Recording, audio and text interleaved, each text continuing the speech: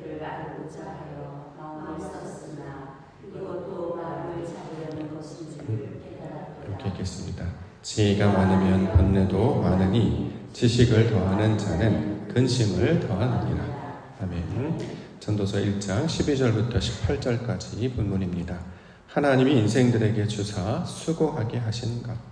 하나님이 인생들에게 주사 수고하게 하신 것이라는 말씀의 제목입니다. 13절에 나와 있습니다.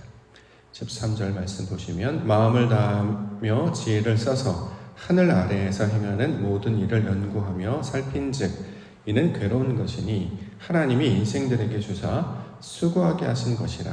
자, 이렇게 전도자가 증거하고 있습니다.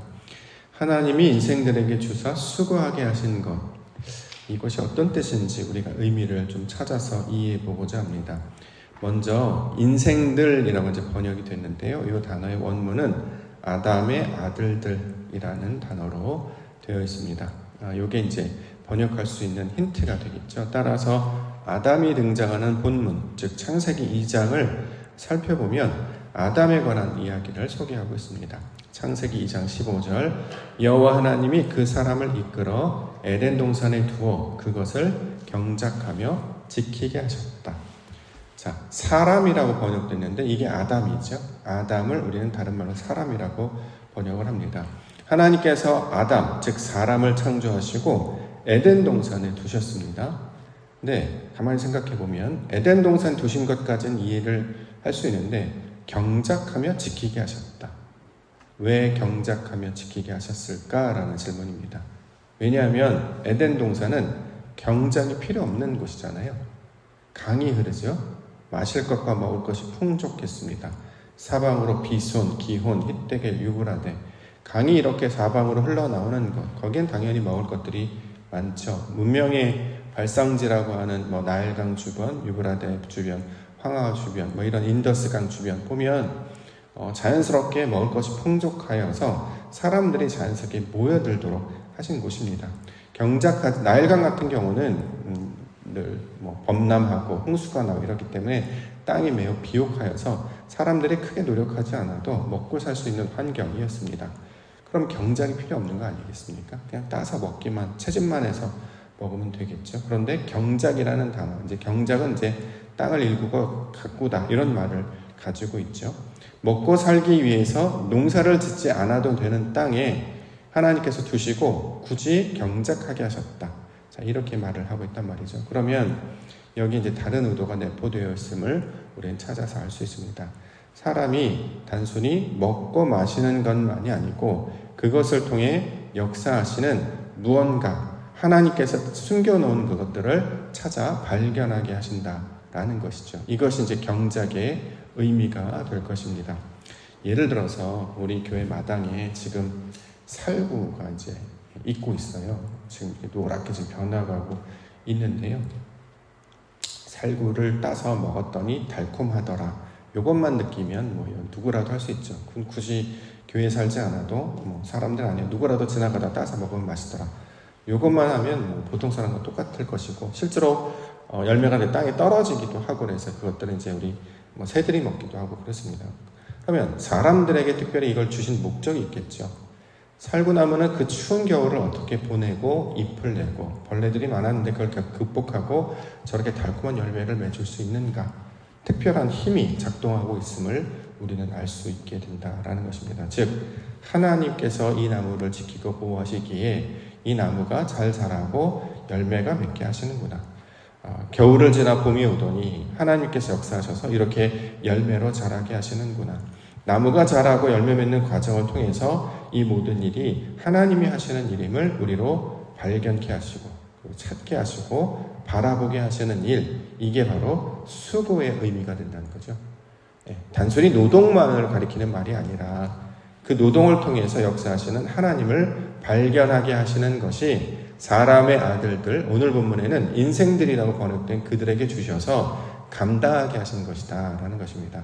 자, 그렇기 때문에 본문에 보면 하늘 아래에서 행하는 모든 일을 연구하여 살피게 하셔서 그것 가운데 하나님의 일을 찾고 발견하는 것이 인생들에게 주시는 하나님의 선물과도 같은 것이다 라는 거죠. 마치 우리가 소풍 갈 때 하는 보물찾기 놀이를 하는 것처럼 하나님께서 감추어 놓으셨다는 거예요. 그래서 그것을 우리가 찾아서 발견함으로 그 찾아 발견하는 것으로 살아가게 되는 것. 이것이 사람들이 살아가는 목적, 동기, 목표, 목적이 된다는 거죠. 예를 들어서 어저께 우리가 사람에게 무엇이 유익한가라는 주제로 한번 생각해 봤잖아요. 무엇이 유익합니까? 하나님을 찾아 발견하는 것. 이것이 사람에게 유익한 것이다. 자, 이걸 우리에게 지금 가르쳐주고 있다는 거죠. 신명기 8장 3절에도 사람이 떡으로만 사는 것이 아니요 여호와의 입에서 나오는 모든 말씀으로 사는 줄을 내가 알게 하려 하심이니라. 아이고, 똑같은 말씀을 다른 성경에 같은 이야기로 하고 있지 않겠습니까? 창세기에 에덴 동산에 토지 아담을 두어서 경작하게 하시는 목적과 신명기에서 이스라엘 백성들을 광야로 인도해 내셔서 그 인도하는 과정 중에 왜 이런 일을 하시느냐? 사람이 떡으로만 사는 게 아니라 하나님의 입에서 나오는 말씀으로 살아가는 것임을 알게 하시는 것이다.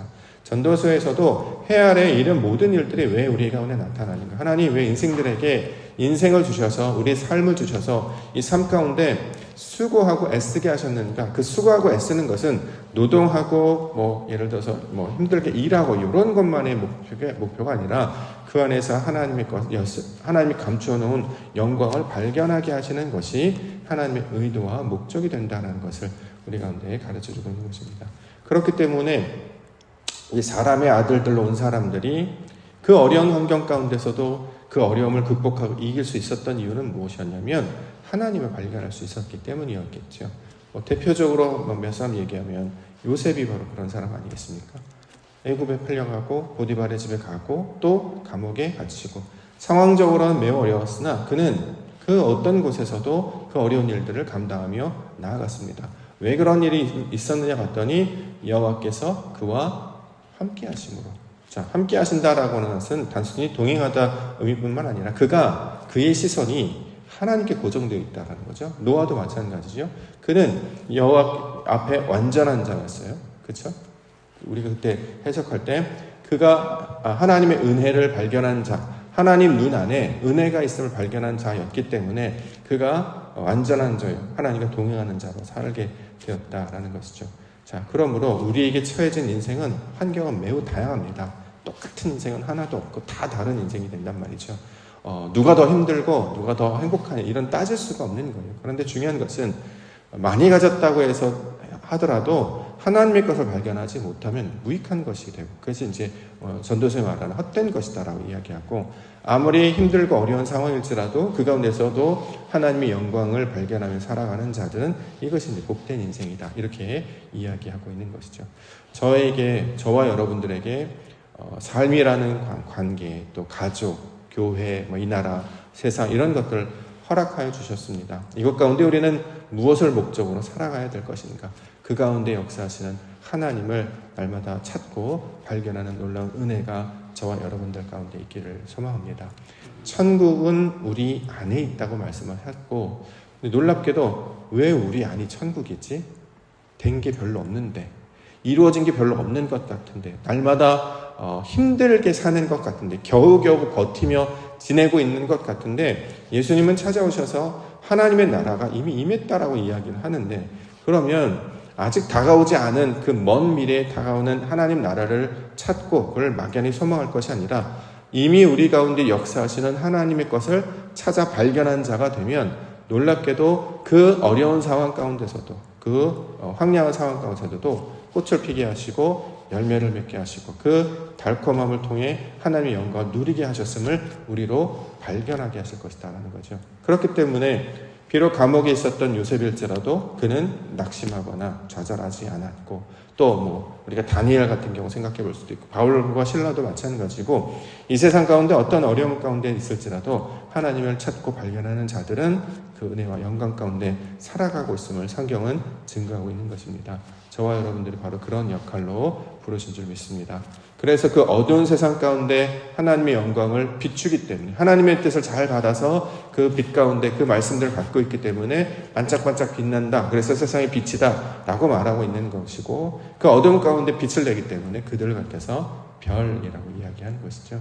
자, 세상 가운데 모두가 다 힘들게 살아갑니다. 근데 중요한 것은 이 힘듦이 의미를 잃어버린다고 하면 그만큼 고통스럽고 무익한 일이 없을 것입니다. 그런데 놀랍게도 하나님께서 가르쳐 주시는 거예요. 인생들에게 주사 수고하게 하신 것이다. 이게 하나님으로부터 주신 것이고 그 가운데 우리 하나님의 뜻을 발견하게 하려고 주신 것이었구나. 이거를 깨달아 알게 해주셨다라는 것이죠. 자, 이것들을 기억하며 하나님께 주시는 그 일들을 능력과 믿음으로 살아가시는 성도님들 교회 되시기를 주의 이름으로 간절히 축원합니다. 본문 보겠습니다. 14절 15절. 내가 해 아래에서 행하는 모든 일을 보았노라. 보라, 모두 다 헛되어 바람을 잡으려는 것이로다. 구부러진 것도 곧게 할 수 없고 모자란 것도 셀 수 없도다. 자, 모두 다 헛되다. 이제 말은 어떻게 우리가 이해할 수 있냐면 우리가 이제 안개, 수증기 같은 걸 떠올리면 됩니다. 안개, 눈에는 보이잖아요. 근데 실체가 없죠. 수증기, 눈으로 볼 때 뭔가 이렇게 보여요. 입김도 좀 비슷하죠. 뭔가 이렇게 형태는 있는데 실제로 다가가면 없어요. 예. 모양은 있으나 실체가 없는 것. 자, 이게 똑같다라는 거. 이 세상이 바로 그런 모양과 똑같다는 거죠. 모양은 있는데 실체, 본질은 그 안에 없다라고 지금 이야기하는 거예요. 그렇기 때문에 실체가 무엇인지, 본질이 무엇인지를 우리로 찾게 해주신다라는 것입니다. 자, 모양은 있는데 들어가 보면 아무것도 없어서 이게 어떤 힘으로 작동되는지, 왜 이런 일이 일어나는지 우리는 알 수 없다는 거죠. 그렇기 때문에 왜 이런 일이 일어나고 이런 일이 작동이 되는지를 알기 위해서 그 본질에 다가가는 것, 그 중심을 다가가는 것이 우리 가운데 필요하다라는 것을 가르쳐 주고 있습니다. 자, 그러므로 오늘 본문에서 바람을 잡으려는 것이로다. 이 말을 좀 다른 방법으로 해석을 하고자 합니다. 보통은 이제 바람을 잡는다라고 하면 이제 그러니까 무익한 거, 할 수 없는 일을, 무능력함을 말하는 거잖아요. 바람은 불지만 우리는 직접 잡지 못한 것, 이렇게 이제 지금까지는 해석을 해왔는데, 이 바람이라고 번역된 단어의 원어를 보면 루아흐라고 발음을 하는데, 이게 성령으로도 번역이 됩니다. 숨, 바람, 성령이 같은 단어예요. 근데 어떤 곳에서는 바람이라고 번역했고, 어떤 곳에서는 성령으로 번역을 했어요. 문맥이 통하면 이제 이해를 할 수 있습니다만, 이제 이런 문맥으로도 이해를 할 수 있습니다만, 이걸 성령의 내용을 한번 바꾸어서 이 생각을 해본다고 하면, 자, 모든 일이 모양은 있으나 실체가 없다. 그렇기 때문에 뭘 잡아야 되느냐? 성령을 잡아야 되는 것과 똑같다. 이런 모양으로 이해할 수 있게 된다는 거죠. 예를 들어서 요한복음 3장 8절에 보면 바람이 임의로 불매 내가 그 소리는 들어도 어디도 와서 어디로 가는지 알지 못하나니 성령으로 난 사람도 다 그러하니라. 이게 같은 문맥으로 이해할 수 있겠죠. 바람은 소리는 있고 가는 것들은 알지만 그게 어떻게 되는지 우리는 깨닫지 못해요. 근데 성령으로 난 사람들도 볼 때는 똑같아 보이지만 왜 그러한 일이 일어나는지, 어떻게 달라지는지는 우리는 알 수 없단 말이죠. 그러니까 성령께서 하시는 일이 이와 같다라는 것입니다. 그러면 우리가 이제 세상을 살면서 우리가 이제 붙잡고 나아가야 될 그 본질과 실체가 어디 있느냐? 그것은 다 성령을 찾고 구하는 것으로 나아가야 된다. 이게 본질이고 이게 실체다라는 말로 우리가 이제 이해할 수 있을 것입니다. 16절과 17절로 받아서 이해해 보겠습니다.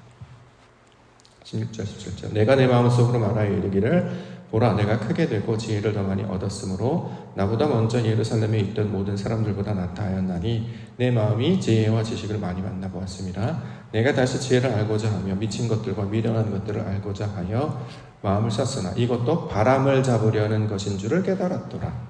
자, 바람을 잡으려는 것, 새로 나아가야 된다. 이것이 다 성령을 간구하는 몸부림, 수고와 노력이었구나. 자, 지혜라는 것, 지식이라는 것, 경험을 다 해보았더니 그게 어디로 다 연결되어 있느냐? 결국 하나님을 알고자 하는 시도였던 것이다 라는 말로 우리가 이 말씀을 받을 수 있단 말이죠. 세상에서 지혜가 무엇인지, 지식이 무엇인지를 찾고 구했던 그 솔로몬은 평생을 거쳐서 이 모든 것들을 경험을 해봤는데 그 목적과 방향이 다 어디로 향해 있냐면 결국 하나님을 찾고 구하는 것에 있더라 라는 말로 우리가 이 말씀을 받을 수 있다는 것입니다. 물론 세상에서 사람이 하는 일이 무능력하고 무익하다라는 말로도 1차원적으로 받을 수 있겠습니다만 이 말씀 조금 더 깊이 있게 본다고 하면 지금 사람에게 무엇이 유익한가? 결국 하나님께서 하시는 일을 찾는 것이 유익하다라는 말로 이제 우리 방향을 나아가고, 그러기 위해서 우리에게 필요한 것이 무엇이냐? 성령이다라는 거죠. 그게 우리의 본질과 실체라는 말로 이 말씀들을 이해해 보고자 하는 것입니다. 왜냐하면 그래야 하나님의 말씀이 진리이고, 우리가 하나님을 찾고 구하는 데 있어서 왜 성령이 필요한지를 이미 구약에서부터 자세하게 설명하고 있기 때문에 우리에게 단순히 지식으로만 머물러 있는 것이 아니라 하나님의 영, 아버지의 마음을 이해하고 간직해야만 삶이 달라지는 것임을 알 수 있기 때문입니다. 유대인들도 율법이 있었어요. 주일을 봤던 것처럼 유대인들도 성전이 있었습니다. 그래서 그들을 부자라고 이야기하잖아요. 아버지도 유대인이고 모세로부터 받은 율법도 있었고, 또 사람들이 지어놨던 성전도 다 가졌어요. 다 가졌던 부자였는데 정작 그들은 뭘 몰랐냐? 하나님을 몰랐단 말이죠. 하나님의 뜻이 무엇인지, 의도가 무엇인지를 몰랐어요. 요즘에도 그렇잖아요. 저 이스라엘에서 나타난 전쟁 바라보면 그들이 하나님의 백성이라고 스스로 이야기하는데 진짜가 맞다면 그렇게 사람들을 함부로 죽일 수 있는가? 라는 질문을 우리가 할 수 있는 거죠.